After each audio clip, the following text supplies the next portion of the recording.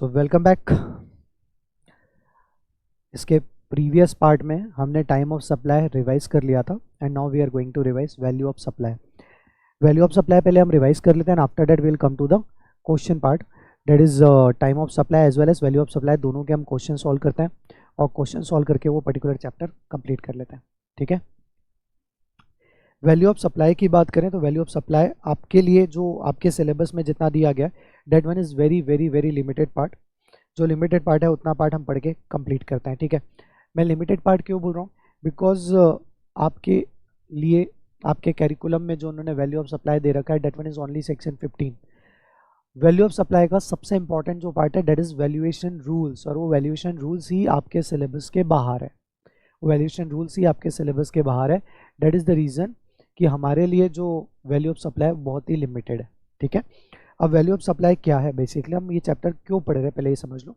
यदि आपको ध्यान हो तो हमने चार्जिंग प्रोविज़न पढ़ा था, और चार्जिंग प्रोविज़न पढ़ते समय हमने जो बात की थी, क्या बात की थी कि हमारा जो चार्जिंग प्रोविज़न था, charging provision date is section 9 या 5 जो भी आप बोलो, 9 of CGST and 5 of IGST act. उसमें हमने ऑलरेडी क्या पढ़ रखा था, हमने देखा था whenever there is a intra-state supply, क्या whenever there is a intra-state supply of goods or service or both other than alcoholic liquor for human consumption, then we are going to charge CGST on the value of supply determined as per section 15 at the rates as notified by the central government on the recommendation of the council। मतलब जो GST का calculation होगा वो calculation का तरीका क्या होगा, value of supply into GST rate. GST rate तो हमें जो गवर्नमेंट ने नोटिफाइड की हुए लेनी पड़ेगी, date is notified by the central government on the recommendation of the GSTC, तो वहाँ पर बात हमारी खत्म हो गई। But what about the value of supply, तो वैल्यू ऑफ सप्लाई के लिए हमने क्या बोल रखा था कि वैल्यू ऑफ सप्लाई जो हमें कंसिडर करनी है, वैल्यू ऑफ सप्लाई जो हमें कंसिडर करनी है that one is according to section 15, according to section 15 as read with CGST rules. और जो रूल्स है वो कहाँ से कहाँ तक है, फ्रॉम सेक्शन 27 to 35। क्लियर है, अब ये जो वैल्यू ऑफ सप्लाई डिटरमाइन करने हमें बोला गया है वही हम सेक्शन 15 पढ़ रहे हैं। इसका सबसे इंपॉर्टेंट पार्ट, वापस से मैं रिपीट कर दूं, सबसे इंपॉर्टेंट पार्ट जो है that one is rule number 27 to 35 of CGST rule 2017, but that one is not in our syllabus, इसलिए हम उसे टच भी नहीं करेंगे। ठीक है, तो जो लिमिटेड पर्पस के लिए हमें दिया गया है उतना हम पढ़ के खत्म करते हैं, है ना। तो वैल्यू ऑफ सप्लाई क्या बोलता है, value of supply section 15 in totality total 5 provision है। अच्छा, ये जो वैल्यू ऑफ सप्लाई आप पढ़े रहे हो ना, it is applicable in respect of CGST, SGST और UTGST as well as IGST। कहने का मतलब क्या है मेरा कि वैल्यूएशन का जो प्रोविज़न है वो सिंगल दिया गया है CGST एक्ट में, हर एक्ट में अपना खुद का अलग अलग वैल्यूएशन नहीं है। That is the only reason, जब आप IGST का चार्जिंग प्रोविज़न पढ़ रहे थे दैट इज सेक्शन 5, तो वहाँ पे उन्होंने क्लियरली लिख रखा था कि value of supply as determined under section 15 of the CGST act. पर IGST एक्ट रहे थे बट वहाँ पे भी यही लिखा हुआ था। तो this one is a common provision for all. Point number 1। Point number 2 क्या है, इसे 5 सब प्रोविजंस में डिवाइड कर रखा है। हाउएवर हम इसे 3 पार्ट में मेजोरिटी में डिवाइड करते हैं। वन इज अ 15(1), सेक्शन 15 को मैं कैसे डिटरमाइन कर रहा हूँ, सुनो। वैल्यू ऑफ सप्लाई को हम 3 मेजर पार्ट में डिवाइड कर रहे हैं। One is a 15(1) red with 15(2) and 15(3). Second one is a 15(4) and last one is a 15(5). ठीक है, 15(1) रेड विथ 15(2) and 3 है। This one is a general, जो हमें सिंपली बोलता है कि value supply is nothing but the transaction value subject to adjustment of 15(2) and 15(3, subject to adjustment of 15(2) and 15(3। 15(4) as well as 15(5) दोनों ही provision में बोला गया है कि valuation as per the rules होगा। कैसा होगा valuation, as per the rules. Clear है सर। सबसे पहले यदि हमें वैल्यूएशन करना है, सपोज कोई कमोडिटी हमने सप्लाई की या कोई सर्विस हमने सप्लाई की, उस केस में अब हमें जीएसटी चार्ज करना है। जीएसटी चार्ज करने के लिए वैल्यू ऑफ सप्लाई यदि हमें कैलकुलेट करना है तो सबसे पहले हम किस प्रोविज़न में जाएं, 15(1) में जाएं, 15(2) में जाएं या 15(4) में जाएं। तो बेटा you need to go first in 15(5). First आपको जो रेफर करना पड़ेगा, first you need to refer section 15(5) for the purpose of valuation. Why? Because 15(5) क्या बोलता है, value of supply in notified cases. Government ने कुछ केसेस ऑलरेडी नोटिफाइड कर रखे हैं, और क्योंकि गवर्नमेंट ने केसेस नोटिफाइड कर रखे हैं तो जो केसेस नोटिफाइड किए हैं हमें वही रेफर करना पड़ेगा। आप समझ रहे हैं ना बात को, उसमें हम अपना स्टैंड तो ले ही नहीं सकते, तो बात वहीं पे ख़त्म हो गई। तो जो वैल्यूएशन ऑलरेडी कुछ नोटिफाइड एक्टिविटीज़ के रिस्पेक्ट में, नोटिफाइड सप्लाई के रिस्पेक्ट में गवर्नमेंट ने जो ऑलरेडी वैल्यूएशन दिया है, we need to take that valuation only. उसके अलावा हम और कुछ कर सकते हैं क्या? नहीं। तो सबसे पहले we need to go to section 15(5). But 15(5) में हम जो एक्टिविटी सप्लाई कर रहे हैं या जो हम कमोडिटी सप्लाई कर रहे हैं, सर्विस सप्लाई कर रहे हैं, सपोज वो नोटिफाइड नहीं है। अब नोटिफाइड नहीं तो 15(5) तो हमारे लिए कोई पर्पस का ही नहीं रहा, काम का ही नहीं रहा। तो अब क्या करें हम? अब हम 15(2) में जाएं, सॉरी 15(1) में जाएं या 15(4) में जाएं। तो गवर्नमेंट बोलती है कि अब आप 15(1) में जाइए। 15(1) दैट इज अ जनरल, 15(4) में नहीं, 15(1) में। 15(1) में इन केस आपका वैल्यूएशन नहीं हो पाता because of any reason whatsoever it may be, then you need to refer 15(4). तो 15(4) इज अ लास्ट रिजॉर्ट। 15(4) हमारे पास क्या है? Last resort. सबसे पहले कहाँ जाना है? फर्स्ट 15(5), ये आपका फर्स्ट हो गया। सेकंड कहाँ जाएंगे? 15(1), और 15(1) में भी नहीं हो पाया, then we need to refer 15(4) and that one is the last one. Clear है? अब एक एक करके हम बात करते हैं। जैसा कि मैंने आपको बताया 15(1) क्या है? Value of supply is equal to transaction value subject to some और अदर एडजस्टमेंट। ठीक है। 15(2) और 15(3) में प्लस माइनस इंक्लूजन एक्सक्लूजन के एडजस्टमेंट दिए गए जो हमें 15(1) में करने हैं। ठीक है। 15(4) की यदि मैं बात करूं तो 15(4) क्या बोलता है? If value of supply can not be determined under section 15(1), कि यदि 15(1) में वैल्यूएशन नहीं हो पाता, then you need to do valuation according to rules. ठीक है। मतलब सेक्शन 15(4) में वैल्यूएशन का कोई तरीका नहीं दिया, उसमें तो सिंपली बोल दिया है कि आप रूल्स रिफर करिए और अपना वैल्यूएशन करिए। 15(5) क्या बोलता है? Value of supply in case of notified supply. मतलब ये बहुत ही स्पेसिफिक है, कुछ सर्विसेज, कुछ सप्लाई गवर्नमेंट ने नोटिफाइड कर रखी है जिसमें वैल्यूएशन 15(5) का ही यूज होगा। बट अगेन 15(5) में भी वैल्यूएशन के लिए क्या बोला गया? इन सच अ मैनर एज में बी प्रिस्क्राइब्ड। मतलब यहाँ के लिए भी आपको क्या यूज करना है? रूल्स यूज करना है। आपको यहाँ पर डायरेक्ट वैल्यूएशन नहीं दिया। अच्छा, कहने का मतलब ये होगा कि 15(4) एज वेल एज 15(5) के लिए आपको CGST के जो रूल्स बनाए गए वो रिफर करना है, that is rule number 27 to rule number 35, जो हमारे सिलेबस का पार्ट नहीं है। बट आपसे 15(4) और 15(5) के बारे में वो क्वेश्चन कर सकते हैं, इसलिए हमें पता होना चाहिए। ठीक है। अब how to determine value of supply, जैसा कि मैंने आपको बताया, सबसे पहले कहाँ जाएंगे? 15(5) में, बिकॉज 15(5) इज वेरी स्पेसिफिक। वहाँ पे कुछ एक्टिविटीज नोटिफाइड की गई है, उसी का वैल्यूएशन वहाँ पर होना है। तो यदि हमारी सप्लाई नोटिफाइड सप्लाई है तो हमें तो 15(5) की शरण में ही जाना पड़ेगा, we can not go to 15(1). तो सबसे पहला रिजॉर्ट कौन सा है? 15(5), जिसमें नोटिफाइड एक्टिविटीज का सप्लाई दिया हुआ है एज पर दी रूल्स। 15(5) में नहीं हो पाया तो फिर कहाँ जाएंगे? 15(1). 15(1) में क्या बोला गया? Value of supply is equal to transaction value subject to adjustment of 15(2) and 15(3). However 15(1) तभी एप्लीकेबल होता है जब कंडीशन सेटिस्फाइड हो जाती है। सर कंडीशन क्या है? दो कंडीशन है सिंपल सी। फर्स्ट, रिलेटेड पार्टी नहीं होना चाहिए, party should be unrelated, supplier और recipient shall not be related, and second, price is the sole consideration. Clear है? बात समझ में आई आपको? अब because of any reason, suppose आपकी जो ट्रांजैक्शन हुआ वो रिलेटेड पार्टी के बीच में हुआ, या फिर प्राइस सोल कंसिडरेशन नहीं है, तो उस सिचुएशन में you need to refer rule. मतलब अब आपके लिए जो लास्ट रिजॉर्ट है दैट इज 15(4). 15(4) क्या बोलता है? एज पर दी रूल्स, और रूल्स 27 टू 35। सबसे इंपॉर्टेंट एग्जाम पर्पस के लिए जो हमें पढ़ना है, that one is this one, 15(1) along with 15(2) and 15(3). 15(4) और 15(5) आपके लिए आज की डेट में थ्योरेटिकल है, हाँ फाइनल में जाएंगे तो बहुत इंपॉर्टेंट हो जाएगा। क्लियर है? चलो अब हम पढ़ते हैं 15(1) के प्रोविजन। 15(1) का प्रोविजन क्या बोलता है? यू नो व्हाट 15(1) क्या बोलता है? ये क्या बोलता है? Unrelated party transaction that is supplier and recipient shall be unrelated, not related, and price is the sole consideration, and if both conditions satisfied, then value of supply shall be transaction value. What is transaction value? Price actually paid or payable for the supply. Price actually paid or payable for the said supply. Is it clear? यहाँ तक बात समझ में? वापस से क्या क्या दो कंडीशन कौन सी है?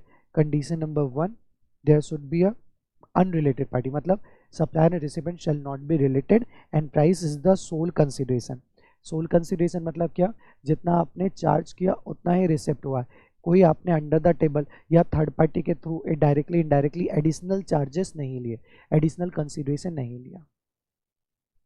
ठीक है, तो पहला पॉइंट क्या है? Supplier and recipient shall not be related. दूसरा पॉइंट क्या है? Price should be the sole consideration. और यदि ये दोनों कंडीशन सेटिस्फाइड हो जाती है तो हम क्या बोलते हैं? Value of supply shall be, value of supply shall be, yes everyone बोलिए, value of supply shall be transaction value.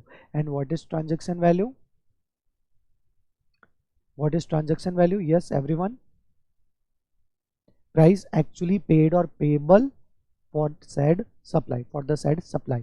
अच्छा, ये जो प्राइस एक्चुअली पेड और पेबल हम बोल रहे हैं, ये किसके एंगल से बोल रहे हैं? ये हम बोल रहे हैं from the angle of the recipient, क्योंकि प्राइस कौन पे करता है? रेसिपिएंट. सप्लायर तो चार्ज करता है.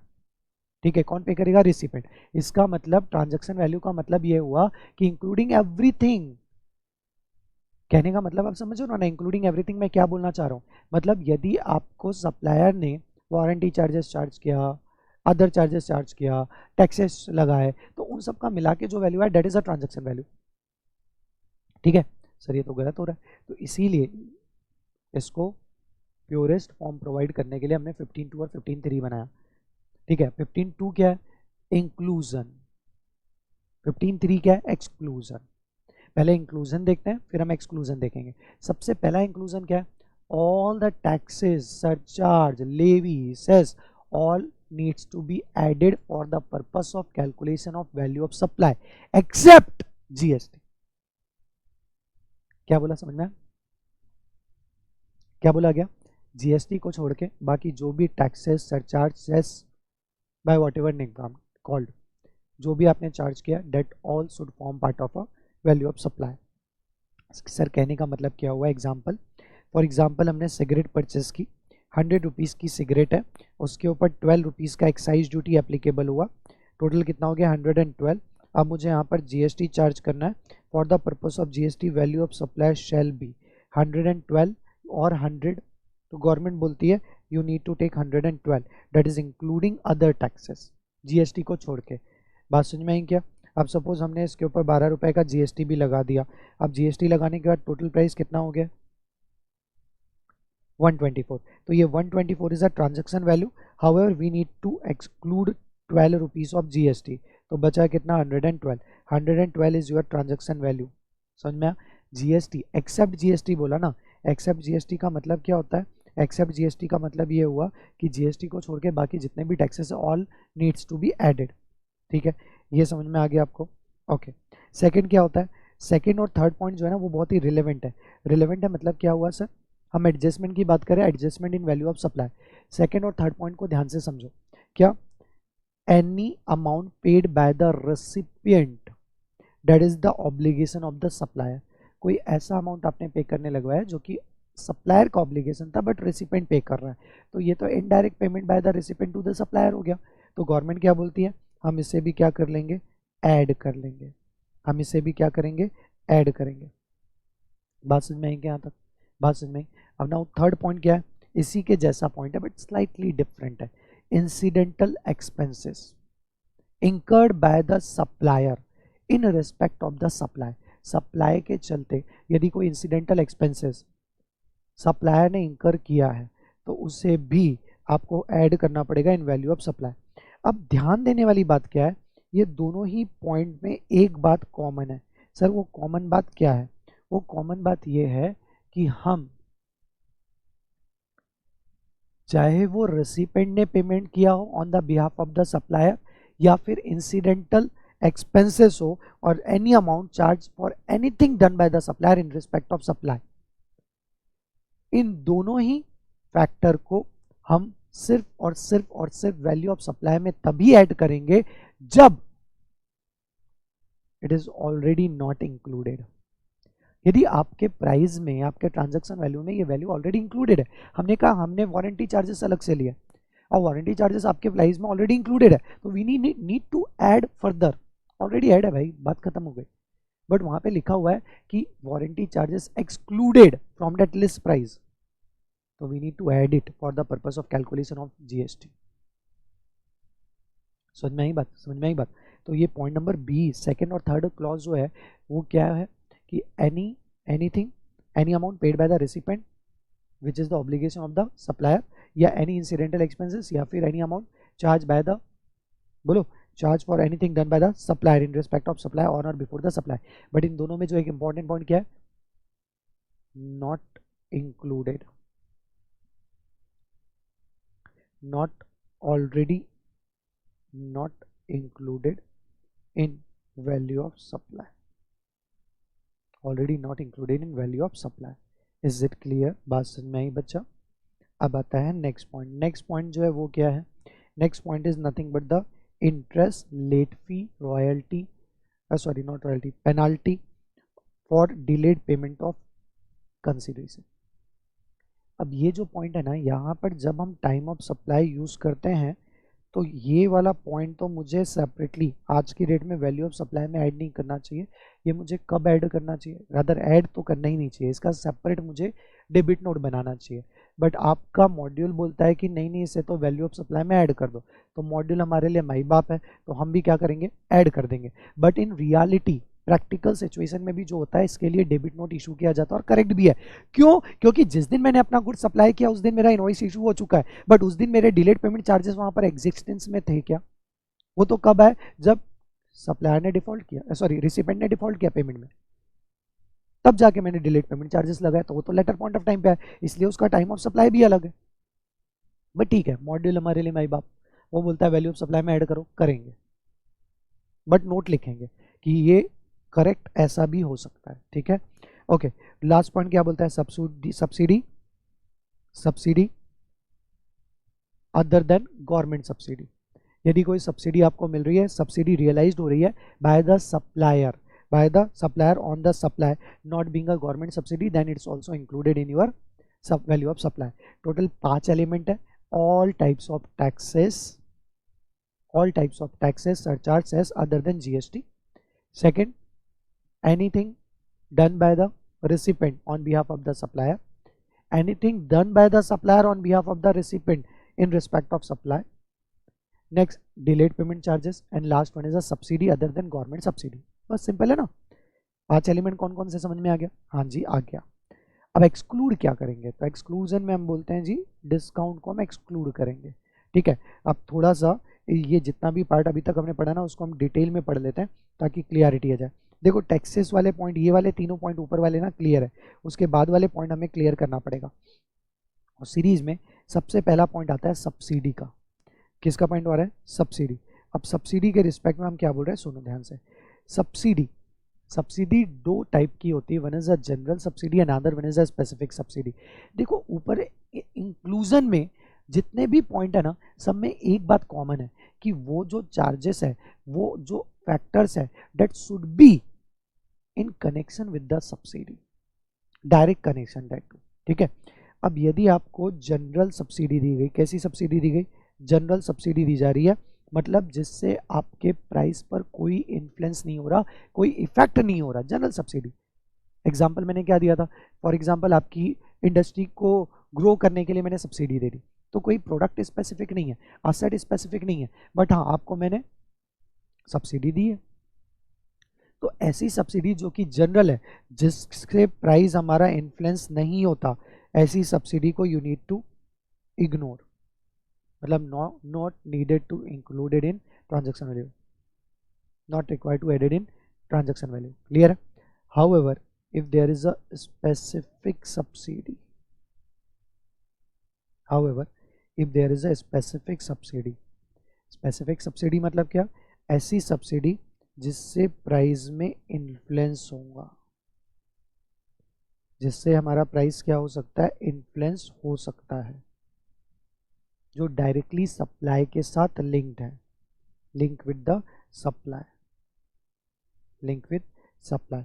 ऐसी सब्सिडी यदि नॉन गवर्नमेंट एंटिटी से मिल रही है then it should be included in your transaction value, included in transaction value subject to received from the other than the government।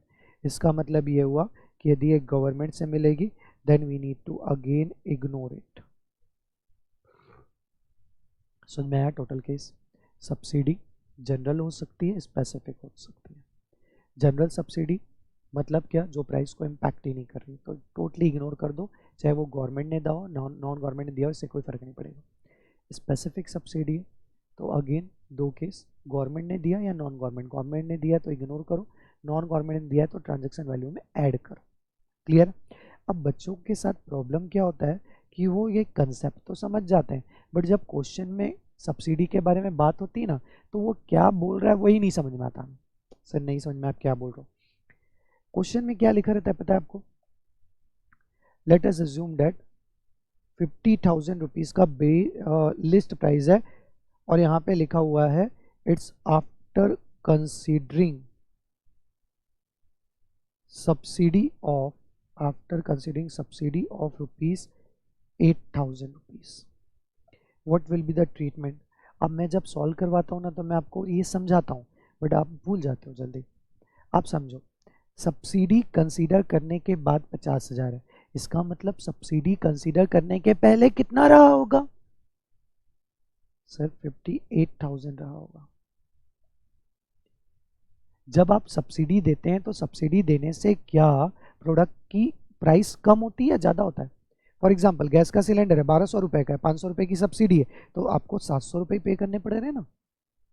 तो सब्सिडी ये 700 रुपये के लिए मैं क्या बोलूँगा, that 700 rupees is after considering subsidy, after considering effect of subsidy. बात समझ में आई क्या तक। और अब यदि आपको बात समझ में आ गई होंगी तो अब मुझे क्या करना चाहिए कायदे से, आपने क्या बोला सब्सिडी इंक्लूड होनी चाहिए, तो आपको यदि मैंने 50,000 रुपये बोला हुआ है तो you need to include that subsidy of 8,000 rupees, तब जाके तो 58,000 आपकी करेक्ट वैल्यू ऑफ सप्लाई आएगी। क्लियर है, बात समझ में आई आपको, बात समझ में। अच्छा अब यदि आपको बात समझ में आ गई है तो जब भी एग्जाम में ऐसा लिखा रहे कि that price is after considering subsidy, तो आराम से सोचो समझो कि सब्सिडी कंसीडर करने से तो प्राइस कम हो गई होंगी, मतलब जो प्राइस हमें दिया गया है इस प्राइस में सब्सिडी इंक्लूडेड है ही नहीं, तो क्या करना चाहिए, सब्सिडी गवर्नमेंट से मिली तब तो आप उसे इग्नोर कर देना, नोट लिख देना, बट यदि सब्सिडी नॉन गवर्नमेंट से मिल रही है, रिलेटेड टू प्रोडक्ट है, तो आप क्या करेंगे, इसे ऐड कर देंगे और वैल्यू ऑफ सप्लाई कंसीडर करेंगे। समझ में आया बच्चा, ये पॉइंट क्लियर हुआ क्या सबको। क्योंकि ये वर्डिंग में ना मैक्सिमम बच्चों को डाउट होता है, मैं इतने अच्छे से समझा देता हूँ, वहाँ क्लास में समझ में भी आ जाता है, उसके बाद भी आपको डाउट होता है, इसलिए मैं आपको स्पेसिफिकली बोल रहा हूँ। क्लियर हुआ, वर्डिंग कैसी रहेगी। हाँ जी बोलिए क्या, ओके जल्दी जल्दी बोला करो ना, एक बार और बताना है, ओके ठीक है। देखो एग्जाम में जब सब्सिडी के बारे में बातें बोली जाएगी ना, सब्सिडी के लिए ऐसा लिखा रहता है कि 50,000 rupees, suppose this one is my list price of 50,000 after considering subsidy of rupees 8,000, ऐसा आया हुआ। अब आपको इसका ट्रीटमेंट देना है। अच्छा ये सब्सिडी जो मिली हुई है, subsidy received from the NGO in respect of supply, ऐसा लिखा हुआ है। आपका असेसमेंट जो होता है वो क्या होता है, सप्लाई से रिलेटेड है और एनजीओ ने दी, सब्सिडी जो है वो सप्लाई से रिलेटेड है, सब्सिडी जो है वो सप्लाई से रिलेटेड है और एनजीओ ने दी, और क्योंकि ऐसा है इसका मतलब that should be included in your transaction value, that should be included in your transaction value. Is it clear बात समझ में, that should be included in your transaction value.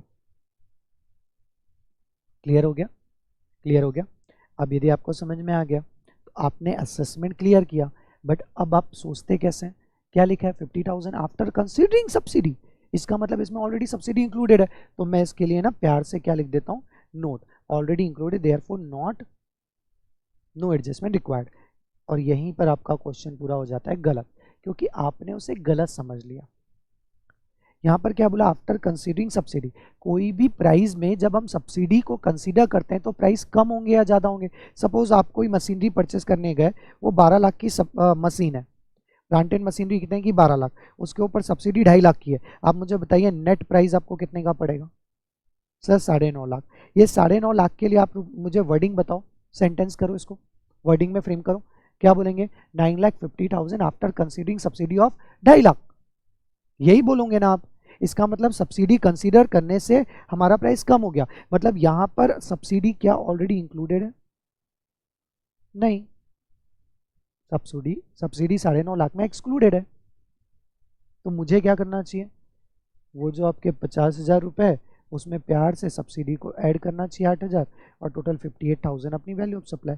बस यही बात बतानी है, क्योंकि एग्जाम में वर्डिंग में वो खेलते हैं और आप कंफ्यूज हो जाते हैं। सिंपल है, समझ में आया बेटा। चलो now we are coming into discount, last part of this particular chapter. छोटी मोटी बातें इसके बाद भी करूंगा, डोंट वरी। डिस्काउंट के बारे में पहले बात कर लेते हैं, फिर हम आगे की बात करेंगे। First of all types of discount need to be excluded from value of supply, ये तो कंफर्म हो गया। क्या, all types of discount need to be excluded from the value of supply by whatever name called। by whatever name called मतलब क्या, चाहे quantity discount हो, चाहे ट्रेड डिस्काउंट हो, चाहे कैश डिस्काउंट हो, चाहे डैमेज डिस्काउंट, कोई भी डिस्काउंट हो, that is going to be excluded from value of supply subject to condition that should be pure discount। कैसा डिस्काउंट होना चाहिए, pure discount. It should not be in the nature of compensation, pure discount होना चाहिए। और pure discount मतलब क्या, date is given on और before the supply. जो ऐसा नहीं है आपको गुड्स मैंने सप्लाई कर दिया, बेच दिया, और उसके 2 दिन बाद मैं आपको डिस्काउंट देने आ रहा हूँ, तो ऐसा जनरली नहीं होगा। या तो ऑन और बिफोर द सप्लाई डिस्काउंट दिया जाए, या फिर एटलीस्ट वो सप्लाई के रिस्पेक्ट में जो डिस्काउंट है उसके कंडीशन एटलीस्ट ऑन और बिफोर सप्लाई रहे, तो ही आपको डिस्काउंट का वैल्यू ऑफ सप्लाई में से एक्सक्लूजन मिलेगा। ठीक है, सबसे पहले तो all types of discount going to be excluded, ये क्लियर हो गया। अब यदि आपको डिस्काउंट ऑन और before the time of supply दिया जा रहा है और it is separately shown in your invoice, on और before the supply normal case है, ऑन और बिफोर द सप्लाई जनरली हमको डिस्काउंट मिलता है और वो हमारे इनवॉइस में रिफ्लेक्ट भी होता है। यदि ऐसा है तो it should be excluded from value of supply, not included in value of supply. Clear है, बात समझ में यहाँ तक। Otherwise you need to include it. Suppose on और बिफोर द सप्लाई नहीं दिया है, डिस्काउंट बाद में दिया जा रहा है, बाद में कैसे देते हैं, मतलब वो तो कंपनसेशन नेचर का हो गया। या फिर इनवॉइस में मैंने सेपरेटली इंडिकेट नहीं किया, मैंने बोला 10,000 का गुड़ है बहन जी, 2,000 रुपये का डिस्काउंट है, बट बिल मैंने 8,000 रुपये का ही बनाया, तो गवर्नमेंट क्या बोलती है 2,000 रुपये अलग से एक्सक्लूड करने आपको नहीं मिलेंगे। मतलब हम तो क्या कंसिडर करेंगे 10,000 वाला। ठीक है, अलग अलग केस हो सकता है। वापस से मैं रिपीट कर रहा हूँ, देखो 10,000 का गुड्स था, 2,000 रुपये का डिस्काउंट था, 8,000 में मैंने आपको दिया, बट बिल बनाते समय मैंने 10,000 का बनाया, उसमें कोई डिस्काउंट रिफ्लेक्ट किया क्या, नहीं। तो गवर्नमेंट बोलते हैं हम 10,000 के ऊपर ही जीएसटी चार्ज करवाएंगे, 2,000 का आपको कोई एक्सक्लूजन नहीं मिलेगा, बिकॉज इनवॉइस में आपने सेपरेटली इंडिकेट नहीं किया। क्लियर है, बात समझ में आई यहाँ तक। अब यदि बात समझ में आ गई है तो next point, what if discount is given after the supply, क्या ये पॉसिबल है, हाँ पॉसिबल है, बट सब्जेक्ट टू कंडीशन, इसके जो टर्म्स है वो ऑन और बिफोर द सप्लाई मौजूद होने चाहिए। क्या कहा, मैं ये नहीं बोल रहा कि आफ्टर द सप्लाई एक्सक्लूड कर देंगे हम, नहीं, हम ये चेक करेंगे यदि आफ्टर द सप्लाई आपने डिस्काउंट दिया है तो क्या उसके टर्म्स एंड कंडीशन एग्जिस्ट करते थे ऑन और बिफोर द सप्लाई, और क्या उससे आपने इनवॉइस के साथ डायरेक्टली लिंक किया जा सकता है, एंड क्या उसके रिस्पेक्ट में आपने क्रेडिट नोट इशू करके प्रोपोर्शनेट आईटीसी रिवर्स करवाया। यहां पर मैं क्या इशू करूंगा, यहां पे मैं क्रेडिट नोट इशू करवाऊंगा, और क्रेडिट नोट इशू करके हम प्रोपोर्शनेट आईटीसी को क्या करेंगे, रिवर्स करेंगे। बात समझ में आई क्या। वापस से मैं रिपीट कर रहा हूँ, यदि आफ्टर द सप्लाई मैंने आपको डिस्काउंट दिया है, ध्यान से समझना, आफ्टर द सप्लाई डिस्काउंट दे रहा हूँ, that discount is also excluded from the value of supply subject to condition, उसके जो टर्म्स एंड कंडीशन थे that should be existed at the time और before the supply, at the time of supply और before the supply. It can be easily link with the invoice and इसके respective proportionate ITC हमने reverse कर दिया, हमने मतलब recipient ने reverse कर दिया. यदि ऐसा है तो आपको वैल्यू ऑफ सप्लाई से डिस्काउंट एक्सक्लूड करने मिलेगा. ये थ्योरेटिकल पार्ट है, प्रैक्टिकल आपको ये देखने नहीं मिलेगा. मैंने प्रैक्टिकल क्वेश्चन आपको डिटेल में पढ़ाते समय लिया था बट अब वो नहीं दिखेगा. एवरग्रीन वाले एसएससी का एग्जांपल लिया था, ये देखो लिखा है ये नीचे. समझ में आया कि यहाँ तक क्लियर हुआ ये डिस्काउंट का केस. अब एक बार पूरे के पूरे चैप्टर को right from the beginning till the end देख लेते हैं and after that we will come to the new part.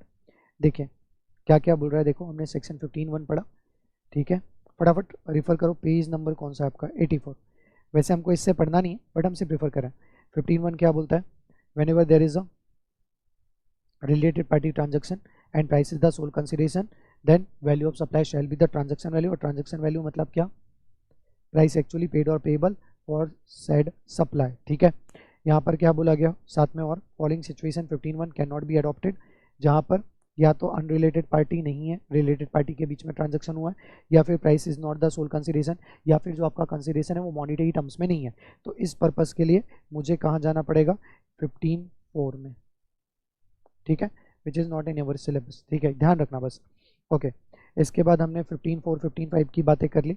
इसके बाद 15(1) में हमने जो एक्सक्लूजन टैक्सेस के बारे में बात किया, हाँ जी हो गई बात.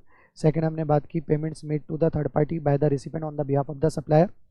नेक्स्ट हमने जो बात किया incidental expenses etcetera, commission paid किया, पैकिंग चार्जेस दिए, इंस्पेक्शन चार्जेस दिए, certification etcetera. Delayed payment charges की बात की, इसमें मैंने आपको एडिशनली बताया कि इसमें जो टाइम ऑफ सप्लाई वो अलग आएगा तो इसका ट्रीटमेंट भी अलग से हमें सेपरेटली देना पड़ेगा. और लास्ट हमने सब्सिडी के बारे में बात की. In addition to that discount के बारे में हमने एक्सक्लूजन पोर्शन में बात की कि डिस्काउंट को हम क्या कर देंगे, एक्सक्लूड कर देंगे.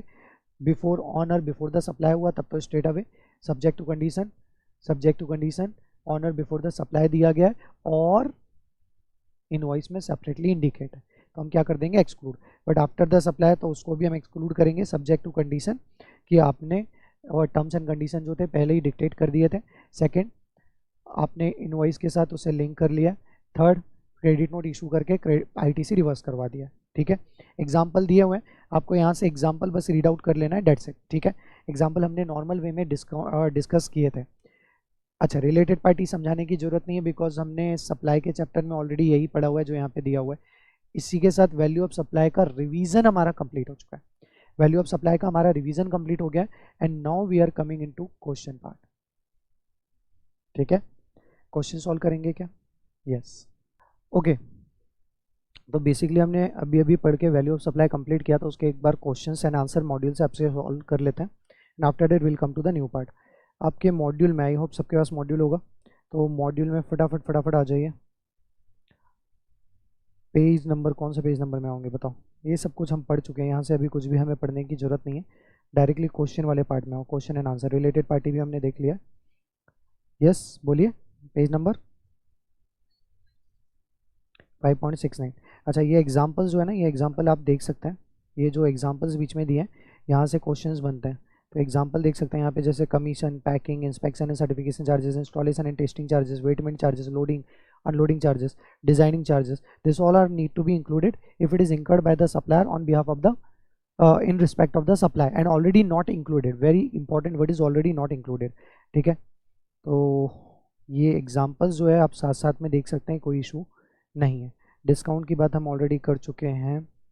एग्जाम्पल जो है वो भी ऑलरेडी नॉर्मल क्लास में तो हमने देख ही लिया तो यहाँ पे देखने की जरूरत नहीं. Illustration number 1, page number 5.69, illustration number 1. Black and White Private Limited has provided the following particulars relating to the goods sold by it to Colorful Limited. List price दिया हुआ है exclusive, word exclusive underline, taxes and discount 50,000. ये list price दिया हुआ है मुझे. क्या दिया हो गया है मुझे, लिस्ट प्राइस दिया हो गया है that too exclusive of taxes and discount. आगे बढ़ते हैं. Tax levied by the municipality. क्या म्यूनसिपालिटी के टैक्सेस ऐड हो जाने चाहिए, हाँ जी सर. एक्सक्लूडेड है, इंक्लूडेड है क्या, नहीं है, एक्सक्लूडेड है. एक्सक्लूडेड है तो हमें ऐड कर देते हैं. ये हमारा क्या है, लिस्ट प्राइस. और कैसा लिस्ट प्राइस है, एक्सक्लूडेड टैक्स एंड डिस्काउंट।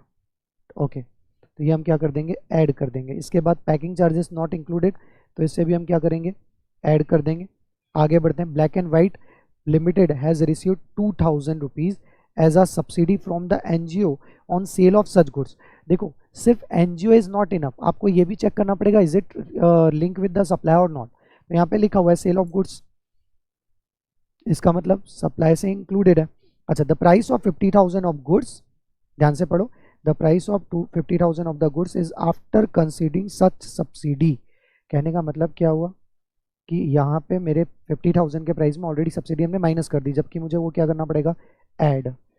अब ये पॉइंट पे किसी को कोई डाउट तो नहीं है ना, क्लियर है पॉइंट। आगे, black and white limited offers 2% discount on the list price.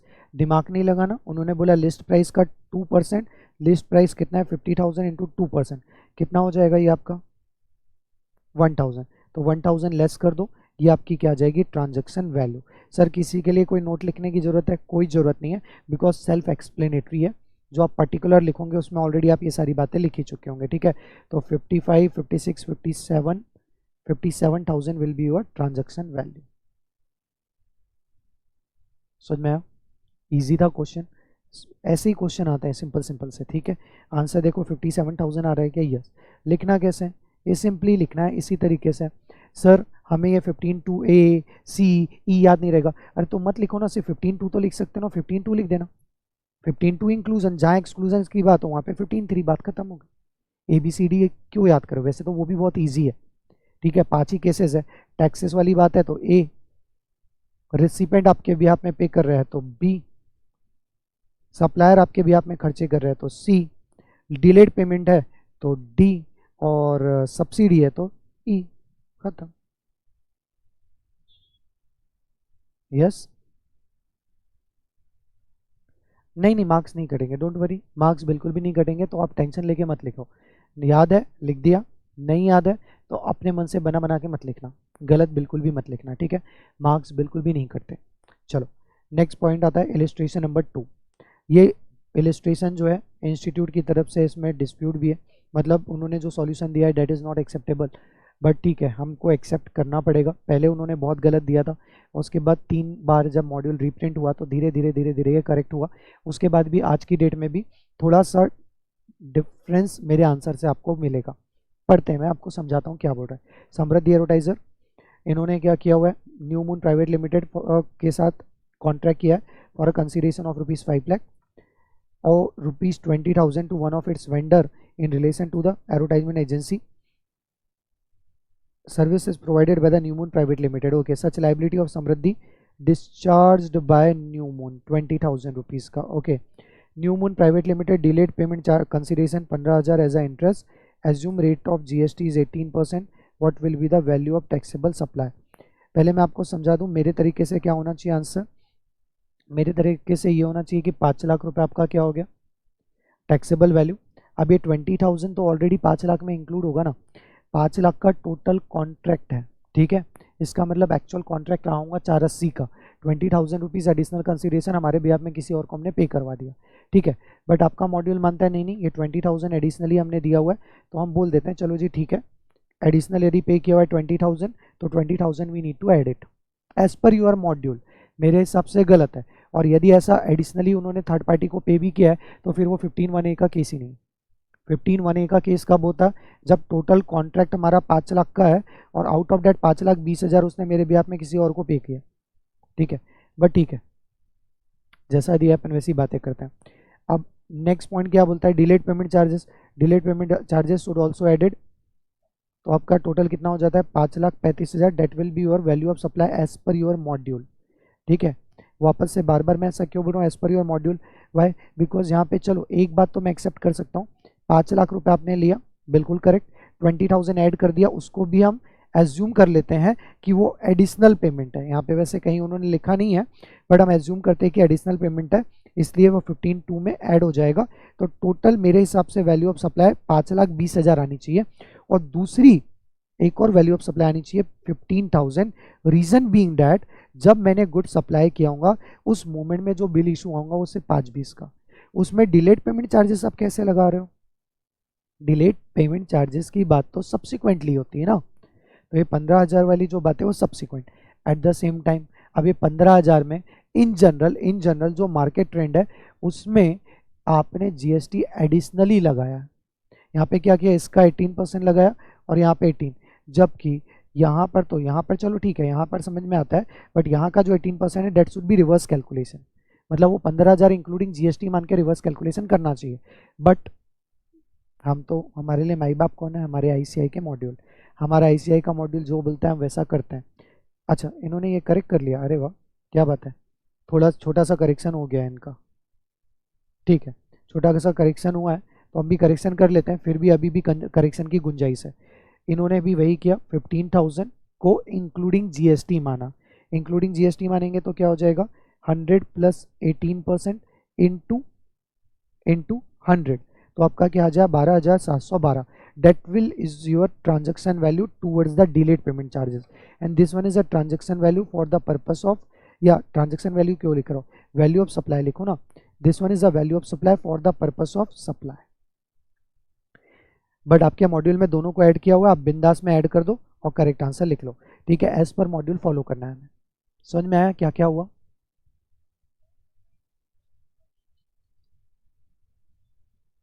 In general of course यही मानना ही चाहिए, लॉजिकल तो यही होता है। अब मॉड्यूल में पहले 15,000 उन्होंने, आप पुराने मॉड्यूल देखोगे तो पूरा 15,000 ऐड करवाया, गलत था, अभी उन्होंने गलती समझ में आएंगे तो करेक्ट किया, पहले तो इसके इससे भी बड़ा ब्लेंडर करके रखा हुआ था, फिर उसको सुधार के उन्होंने वो किया, ये तीसरा ये चौथा अमेंडमेंट करके दिया आंसर। हाँ जी बोलिए।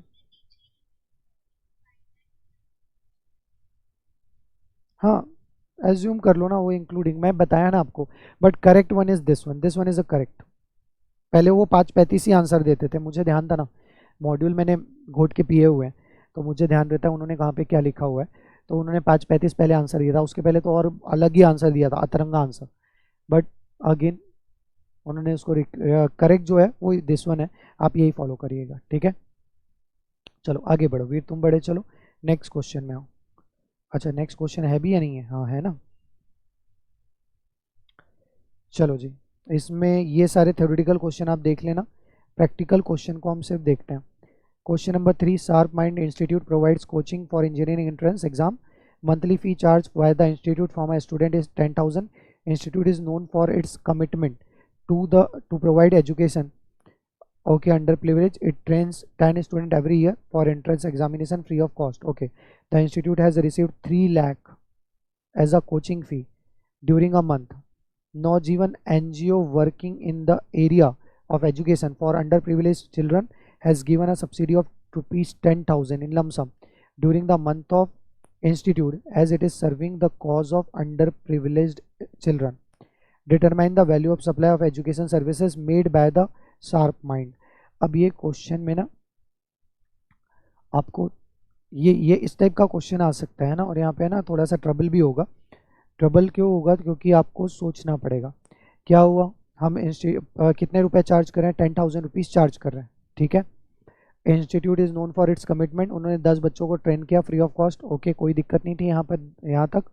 Institute has received 3 lakh as a coaching fee during the month, तो ये 3 लाख रुपए तो हमें लेना ही लेना है, ये तो आप ले ही लीजिए, ठीक है।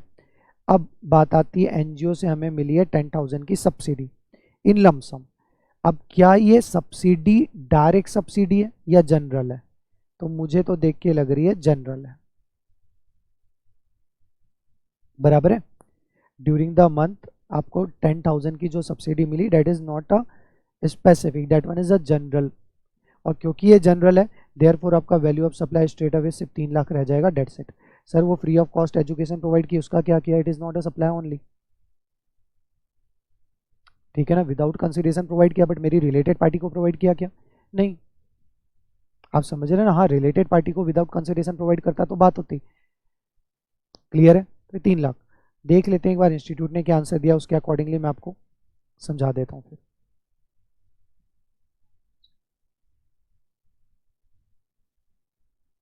हाँ जी वही आंसर दिया है, देखो इन्होंने भी क्या लिया, in the given case though the subsidy is given by the non government body but same is not includable in the value as it is given in lumpsum and not directly link to the price, लो answer आपने मुझसे पूछा sir आपने general क्यों माना, यहाँ पे भी आपको लिखा ही हुआ मिल गया जो मैंने आपको समझाया था थोड़ी देर पहले, क्योंकि वो प्राइस को इम्पैक्ट नहीं डाली, 10,000 लमसम दिया हुआ है ना। तो पर स्टूडेंट यदि मैं आपको 2,000 रुपीज़ देता ना तो फिर वो इंक्लूड करना पड़ता मुझे, क्योंकि उससे प्राइस के ऊपर इन्फ्लुएंस आता। That is the reason 3 lakh will be considered as a value of supply. Easy था ना क्वेश्चन, एक्चुअल में ईजी था। ये क्वेश्चन आता है और एग्जाम में ट्रबल करता है। बच्चा क्या करता है इसमें, वो सब्सिडी को भी ऐड कर देता है, जहां सब्सिडी को आपने ऐड किया वहीं कहानी खत्म हो गया। क्लियर है, बात समझ में आई। नाउ क्वेश्चन नंबर 4, फर्नीचर वाला is a chain of retail showroom selling both modern and classic furniture. Order to build a strong customer association. Showroom provides free delivery of the furniture at the premises of the customer if the distance between the showroom premises up to 20 km. Where the distance is more than 20 km, charges 10 rupees per kilometer. Okay. Mrs. Leena Kapoor purchase a double bed. Okay, double bed purchase किया, बताओ लीना कपूर जी ने। 2 लाख का furniture है। Mrs. Leena gets free delivery of the furniture as her residence is located at the distance of 18 km from the showroom. The showroom incurs an expenditure of 1,000 for delivering the furniture at Mrs. Leena's residence. Determine the value of taxable supply. Will your answer will change यदि 50 kilometre. ये question का answer तो आप मुझे दीजिए, everyone फटाफट answer दीजिए, क्या होगा आंसर बोलो। ऑफकोर्स अब यहाँ पर देखो, यहाँ पर क्या हुआ कि आपको तो मैंने फ्री ऑफ कॉस्ट डिलीवरी दे दी है, ठीक है, फ्री ऑफ कॉस्ट डिलीवरी दे रहा हूँ मैं आपको, बट मैंने आपको चार्ज सिर्फ कितना किया, 2 लाख रुपीज़ मैंने आपसे चार्ज किया, तो that 2 lakh rupees will become the value of supply in first case. इसमें तो कोई डाउट ही नहीं रहना चाहिए, ठीक है। 2 लाख रुपीज़ हमने क्या लेना पड़ेगा, value of supply in a very first case. Clear है, बात समझ में आई क्या। What about the second case.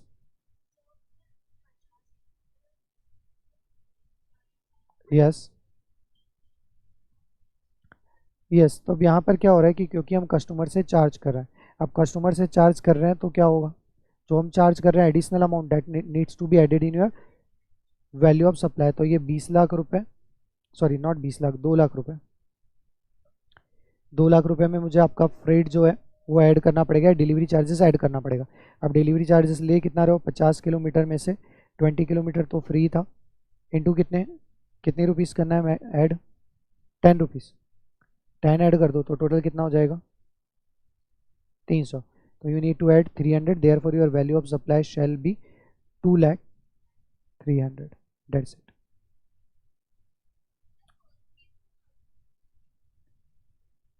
क्यों कंसीडर करेंगे बताओ आप।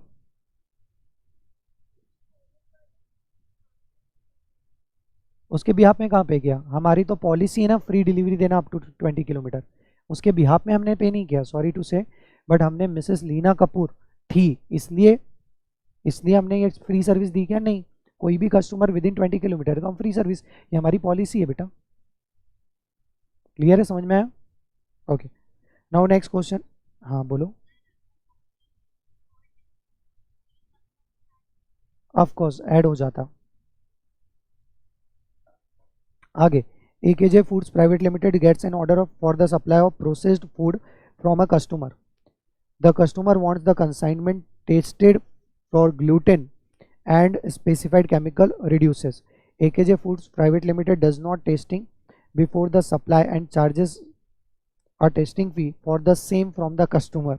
AKJ Foods Private Limited argue that such testing fees should not form part of the consideration for the sale as it is separate activity. Is the company argument is correct? ये तो आप मुझे बताओ again. अरे straight away बोलो, क्या बोलोगे।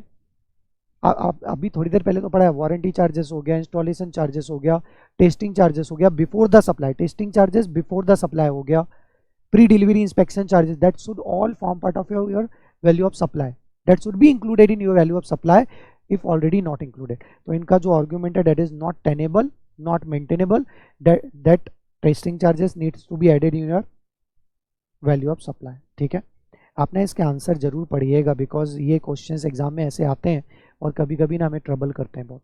Point number 6, philanthropic association makes a substantial donation each year to a reputed private management institution to subsidize the education of low income group student who have gained admission there. The fee for these individual is reduced, thereby coming to rupees 3 lakh a year compared to 5 lakh a year. अब ये देखो, ये direct subsidy है, ये क्या है, ये direct subsidy है। वाई डायरेक्ट सब्सिडी है? वैसे नॉर्मल प्राइस तो 5 लाख है, बट 2 लाख की सब्सिडी के कारण आपका प्राइस क्या हो जा रहा है, 3 लाख। आप समझ रहे हो ना मेरी बात को? दैट इज द रीजन वो 2 लाख की जो सब्सिडी है we need to add in your value of supply. तो आपके लिए वैल्यू ऑफ सप्लाई क्या हो जाएगा, 5 लाख। समझा क्या बेटा? क्लियर है? Next, miss the banner. Advertisement form gives its customer an interest free credit period for 30 days for payment. Is customer ABC Limited supply 32 days after the supply of service, waived the interest payable for delayed of 2 days. The department wants to add, ये departments का जो that is क्योंकि already हमने waived off कर दिया है तो वो ऐड नहीं होना चाहिए basically. That is the reason यहाँ पे ऐड होगा क्या, नहीं होगा, not to be added in your value, क्योंकि हमने वेव्ड ऑफ कर दिया ना। हाँ, यदि हम उससे कलेक्ट करते तो फिर हम ऐड करते, जब कलेक्ट ही नहीं किया तो किस बात का ऐड करना। तो यहाँ पे department that is opinion of department is not maintainable, that interest charges which is already waived off by the supplier not needed to include in your value of supply। ठीक है, नेक्स्ट पॉइंट क्या बोल रहा है देखो जरा।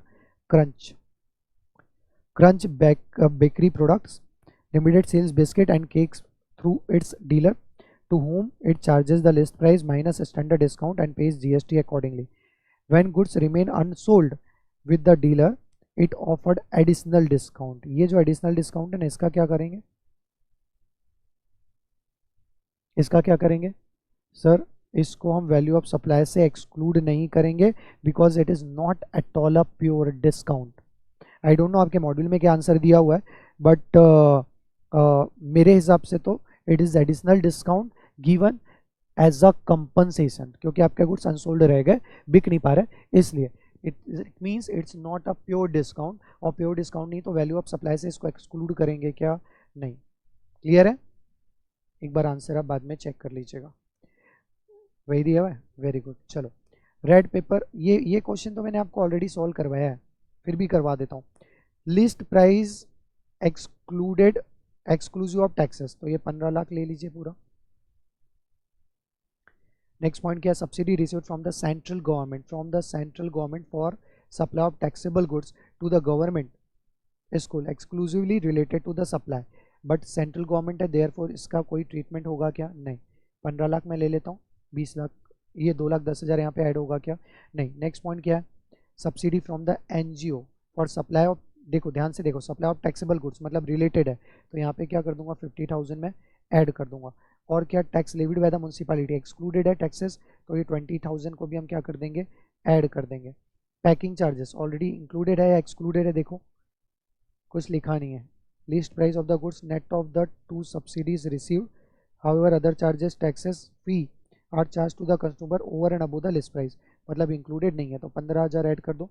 Late fees paid by the recipient of supply for delayed payment of consideration, recipient has agreed to pay 6,000 in lump sum, मतलब मुझे यहाँ पे क्या करना पड़ेगा, रिवर्स कैलकुलेशन, मतलब क्या करना पड़ेगा, 6,000 डिवाइडेड बाय 100 प्लस, अच्छा GST का रेट कहीं पे दिया है क्या,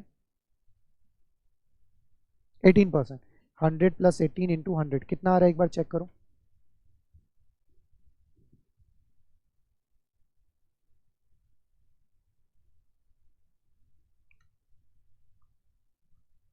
कैलकुलेटर लेके बैठे भी थे कि नहीं,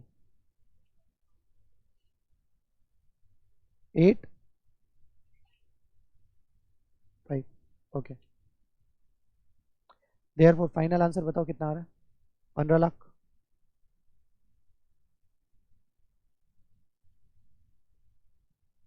this one is your value of supply, that's it. इतना इजी क्वेश्चन रहता है।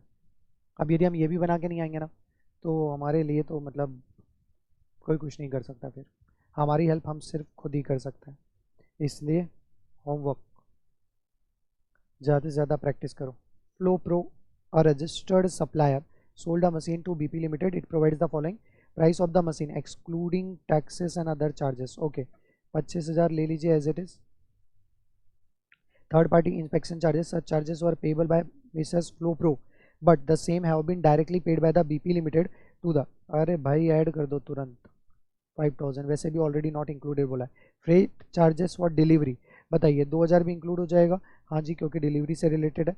आगे क्या बोला हुआ है, सॉरी, हाँ जी, subsidy received from the state government, nil, why nil, state government से सब्सिडी मिल रही है। Discount 2% on a is offered by Veet on the price, अब क्या है आपका प्राइस कितना था 25,000 था, 25,000 का 2% ले लो, कितना हो जाएगा 500 रुपीज़, ठीक है। Price of the machine is net of subsidy received, okay, determine the value of supply, okay. तो कितना आ जा रहा है, देखो जरा टोटल करो, 25, 30, this will is your value of supply, clear है। Next question, Sri Krishna Private Limited, a registered supplier, furnishes the following information relating to, बोलो, goods sold by Sri Balram. Price excluding of taxes है 1 lakh and other charges. Other charges 3, 4, 6, 3, 4, sorry 3, 4 नहीं, 3, 5 and 6, okay ठीक है, ध्यान रहेगा। Municipal taxes का क्या करूँ मैं, सर ऐड कर दीजिए तुरंत। इंस्पेक्शन चार्जेस ऐड करिए रिलेटेड टू सप्लाई कंसीडर करके। Subsidy, subsidy is directly link to the goods supplied, कहाँ से मिली, श्री राम ट्रस्ट, ऐड करिए 50,000 और, बराबर कर रहा हूँ ना बेटा, 50,000 भी ऐड कर देंगे, हाँ जी सर कर देंगे। Late fee for delayed payment charges inclusive of GST, तो अब मुझे बताओ मैं इसका क्या करूँ, 1000 का लेट फी चार्जेस का कर दूँ, क्या लिखा है, Shri Balram private limited paid the late fees, however these charges were ultimately waived by Sri Krishna Private Limited, नील कर दो क्योंकि हमने इसको क्या कर दिया, वेव्ड ऑफ कर दिया। Weighment charges 2000, such charges were paid by the Shri Balram, इसका क्या करूँ, ये ऐड कर देंगे, ऐड कर देंगे। और कुछ है, नहीं है, प्राइस ओके, फटाफट से ऐड करिए, कितना आ रहा है वैल्यू ऑफ सप्लाई, हाँ जी ओके।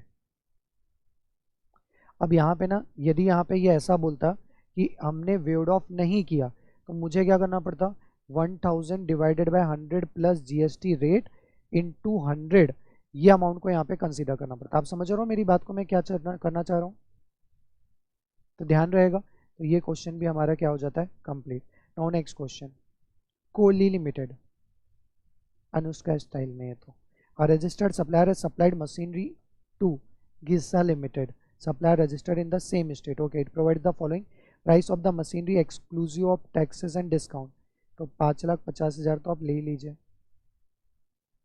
ठीक है। Part fitted in the machinery at the premises of Ghisa limited, amount has been paid by Ghisa directly to the supplier, however it was Kohli limited's liability, अच्छा liability of supplier but paid by the, तो 20,000 क्या कर दूंगा मैं add. Installation and testing charges for machinery not included, 25,000 तुरंत add करो जल्दी से। Discount at the rate of 2% of price of machinery mention eight, okay, मतलब 5,50,000 का 2% कितना होगा, 11,000, कितना आ रहा है, तो 11,000 को हम क्या कर देंगे, माइनस कर देंगे, ठीक है। और क्या है, Kohli limited provides additional discount of 1% at the year and based on the additional purchase of the other machinery for which adjustment is made at the end of the financial year without any change in individual transaction, without any change in individual transaction, इसका मतलब ये हुआ कि discount का कोई भी treatment नहीं किया जाएगा, बिकॉज कोई बताएगा आंसर क्या, आफ्टर द डिस्काउंट दिया जा रहा है, हमें ये नहीं बताया कि टर्म्स एंड कंडीशन में पहले से था या नहीं, चलो था वो हम मान भी लेते हैं क्योंकि क्वेश्चन पढ़ के ऐसा लग रहा है, but directly link with the bill है क्या, इनवॉइस है क्या, नहीं है। 1% एडिशनल डिस्काउंट दे दिया बिकॉज हमने बल्क में फाइनेंशियल, एक बात। दूसरी बात क्या, क्रेडिट नोट इशू नहीं हो, आईटीसी प्रोपोर्शनल रिवर्स नहीं करवा रहे, इसलिए स्ट्रेट अवे इसका क्या ले लेना, नील। अब मुझे बताओ फाइनल आंसर आपका क्या आएगा, 570, 590, 580, 594, 84, sorry, this one is your final answer. और क्वेश्चन है क्या इसमें, आंसर भी चेक करो, हो गया। चलो तो वैल्यू ऑफ सप्लाई मैंने आपको कंप्लीटली सॉल्व करवा दिया, समझ में आया कैसे सॉल्व करना है, ठीक है। टाइम, अब टाइम ऑफ सप्लाई में आ जाओ। टाइम ऑफ सप्लाई में ये जो छोटे छोटे एग्जांपल दिए ना, please it's my humble request, ज़रूर उसे एक बार चेक कर लेना एटलीस्ट, ठीक है। डायरेक्टली क्वेश्चन में आ जाओ। हाँ, illustration number 1 page number 5.15, illustration number 1 page number 5.15 आ जाइए फटाफट। आगे तो चेक करिए, देखिए क्या बोल रही है। Machine has to be supplied at site, it is done by sourcing various component. अच्छा, ऑन साइट आपका मशीनरी सेटअप हो रहा है, vendors and assembling the machine at site. The details of the various events are as under. 17 सितंबर purchase order placed किया गया with advance of rupees 50,000 is received for machine worth of rupees 12 lakh and entry duly made. Okay, 20th October को machine is assembled, tested at site and accepted by the buyer. ओहो, इसका importance क्या है वो आप मुझे बताना। 23 अक्टूबर invoice raise किया गया, 4 नवंबर को बैलेंस पेमेंट रिसीव हो गया। What is the time of supply? आप बस मुझे इतना बताओ, ये केस है क्या? Sir, it is the supply of goods under forward charge mechanism, और हमारा जो डीलर है वो नॉर्मल रजिस्टर्ड पर्सन है। नॉर्मल रजिस्टर्ड पर्सन के केस में time of supply shall be earlier of due date of invoice और actual date of invoice. What is due date of invoice? Sir, हमने सेक्शन 31 पढ़ा है। 31 मतलब क्या? डॉक्यूमेंटेशन का चैप्टर। और उसमें हमें क्या बोला गया था कि या तो as on the date of removal आपका बिल इशू हो जाना चाहिए, बट यदि दूसरे केस है जिसमें एक्चुअल रिमूवल नहीं हो रहा, तो जहाँ पर हम डिलीवरी देने के लिए रेडी हो गया तब आपका बिल इशू हो जाना चाहिए। मतलब ड्यू डेट क्या हो गई इसकी? 20 अक्टूबर, क्योंकि 20 अक्टूबर को आपने असेंबल कर दिया, टेस्टिंग हो गई और एक्सेप्ट भी कर लिया बाहर ने, मतलब डिलीवरी हैंडओवर हो गई। और एक्चुअल डेट ऑफ इनवॉइस क्या है? 23 October, whichever is earlier will be your time of supply, that is 20 October. Answer दिए क्या? हाँ, नीचे ही दिया हुआ है, देखो क्या लिखा हुआ है। As per the notification of 66/2017, registered person has to pay GST on the outward supply at the time of supply. Okay, as per section 12(2)(a), ये सब मत लिखो। Date of issue of invoice और date of actual issue of invoice, ठीक है। Due date of invoice whichever is earlier. हमारे case में 20 October will be the due date, that is the reason 20 October को आपका क्या हो जाएगा?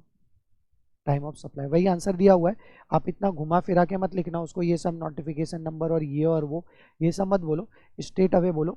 इन case of goods of supply under the forward charge mechanism, normal registered person, time of supply in case of normal registered person as per section 12(2). यदि 12(2) याद रहे तो, नहीं याद रहे तो छोड़ देना। Earlier of the actual date of issue of invoice और due date of issue of invoice as per section 31। Actual date of issue of invoice is 23rd October. Due date of issue of invoice is 20th October. Whichever is earlier, 20th October. Therefore, time of supply is 20th October. That's it. बस इतना बोल के खत्म कर दो। Unnecessary यहाँ पर ये इसका आंसर देख के आपको ये सब कहानी में नहीं लिखना है। नेक्स्ट क्वेश्चन में जाओ। Gas is supplied by a pipeline to a recipient. The supply is to be made for a period of 1 year. Monthly payments are to be made by the recipient as per the contract. The details of the payment made are July 5th, August 5th, September 5th, payment of rupees 2 lakh made in each month. Determine the time of supply. अब यहाँ पर भी ना concept same है, according to section supply of goods ही है, ठीक है। Time of supply under section 12(2) क्या हो जाएगा? Earlier of the due date of invoice और एक्चुअल डेट ऑफ इनवॉइस। अब आपको बस इतना आइडेंटिफाई करके मुझे बताना है what is the due date of invoice and what is actual date of invoice. तो क्या बोला है पहले आप पढ़ लो। The supply is to be made for a period of 1 year. Okay, monthly payments are to be made by the recipient as per the contract. Okay, the details of the payment made are 5th जुलाई, 5th अगस्त, 5th सितंबर, 2 lakh in each month. आपको पता है ये कौन सा केस है? Continuous supply of goods. Continuous supply of goods. और कंटिन्यूस सप्लाई ऑफ गुड्स के केस में what is the due date for issue of invoice, इधर डेट ऑफ सक्सेसिव स्टेटमेंट और date of successive payment. Successive payment कब हुआ sir? वो तो हुआ है 5th ऑफ जुलाई को।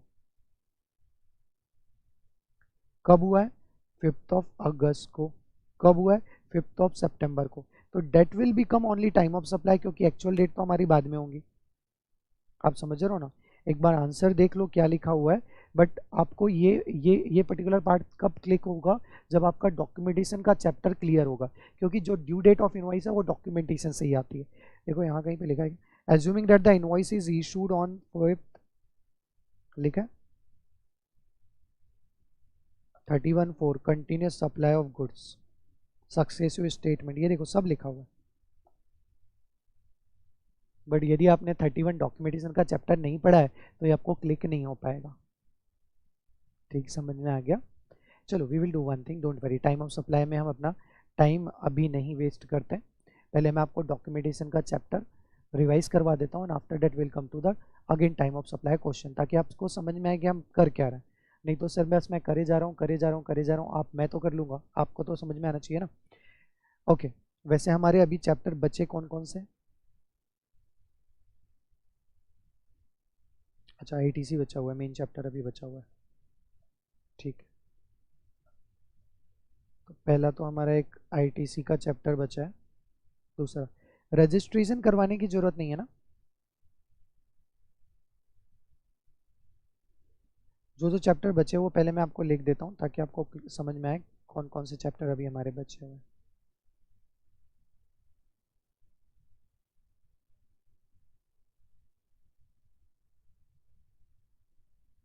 इतने चैप्टर हमारे बचे हैं, बाकी सारे चैप्टर्स आपके हो चुके हैं। ठीक है, इसमें से देखो पेमेंट वाला चैप्टर ना एकदम चिल्लर है, वो तो आप खुद से भी पढ़ सकते हो, हार्डली 5 मिनट का है।